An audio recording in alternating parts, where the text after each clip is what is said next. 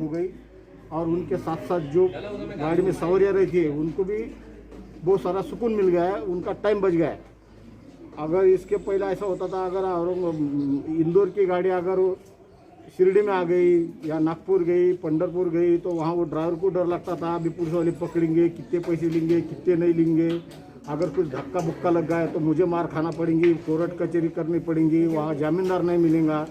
लेकिन अब ये संस्था के माध्यम से ये सब तकलीफें ड्राइवर की आसान हो गई है और हमारा उद्देश्य यही है कि राह चलते राहगीर ये सबकी सुरक्षा के लिए ड्राइवर का आराम होना चाहिए, ड्राइवर की सुरक्षा होना चाहिए।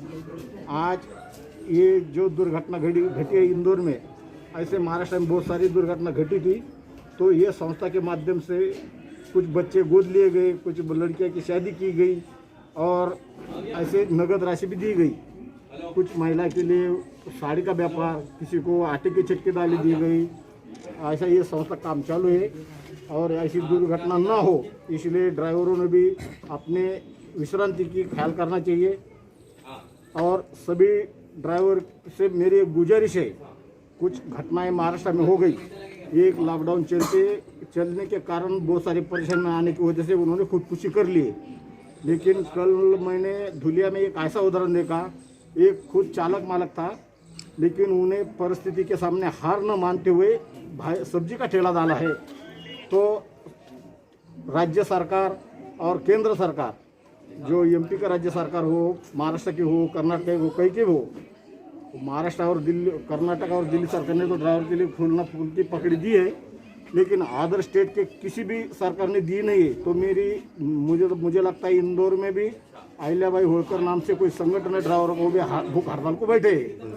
तो मैं चाहता हूँ भारत वाहन चालक द्वारा सरकार से डिमांड की जा रही है कि वैश्विक महामारी के चलते पूरा भारत जहां आर्थिक तंगी से परेशान था, वहीं वाहन चालक भी कहीं ना कहीं किसी न किसी रूप से आर्थिक तंगी से परेशान रहे हैं, क्योंकि पूरे लॉकडाउन के चलते उन्हें खाने से लेकर हर चीज़ की समस्या का सामना करना पड़ रहा है। इसके अलावा जय संघर्ष ग्रुप अपने वाहन चालकों के लिए मदद भी करता है और आज इसी दिन जय संघर्ष ग्रुप द्वारा उनके मेंबर को फिक्स डिपॉजिट FD भी प्रदान की गई, जिनके परिवार के कारणवश परिवार के सदस्य की मृत्यु हो गई। आज हम उनसे चर्चा करेंगे और पूछेंगे कि सरकार द्वारा उनकी क्या डिमांड की गई है और आने वाले समय में वो अपने वाहन चालकों के लिए क्या क्या और कदम उठाएंगे।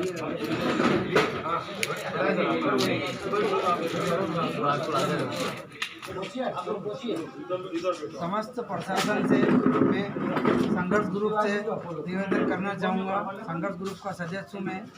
समस्त प्रशासन से और टैक्सी यूनियन कल्याण समिति के लोगों को भी ये बताना चाहूँगा मैं कि समस्त टैक्सी चालक भाइयों को कोई भी यूनियन या कोई भी ग्रुप परेशान नहीं करेगा, अन्यथा हम लोग संघर्ष ग्रुप की ओर से आपके खिलाफ कोई भी कार्रवाई कर सकते हैं।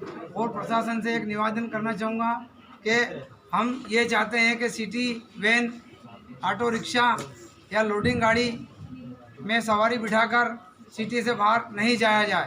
यदि वो जाते हैं तो उनके खिलाफ प्रशासन कार्रवाई करे, या कोई भी यूनियन अगर चाहती है तो उनके खिलाफ कार्रवाई करे। बाकी कोई भी टैक्सी चालक भाई को रोककर उसकी सवारी से कोई छेड़छाड़ नहीं करे और उस ड्राइवर भाई को भी अपशब्द नहीं बोले। अगर उसके साथ कोई बदतमीजी कोई सी भी यूनियन या कोई सा भी ग्रुप करेगा तो उसके खिलाफ हम प्रशासन के पास जाएंगे और उसके खिलाफ कायमी करवाने की कोशिश करेंगे। जय संघर्ष, जय हिंद, जय भारत। के संगठन ग्रुप का जो वाहन चालक के लिए इस संगठन के बनाने का उद्देश्य क्या था? हमारा संगठन बनाने का ये उद्देश्य है कि हम चाहते हैं कि हमारे ड्राइवर भाई को ऑल ओवर इंडिया में कहीं भी कोई तकलीफ नहीं हो। अगर उसकी गाड़ी कहीं भी खराब हो जाती है तो हमारा संगठन का व्यक्ति वहाँ उसे मिले और उसकी गाड़ी की मदद करे।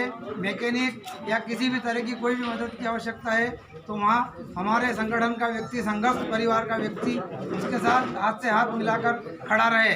जय संघर्ष, जय हिंद, जय भारत। क्या आपका संगठन अपने संगठन के सदस्यों का आर्थिक तरफ से हमारे संगठन से जो जुड़े हुए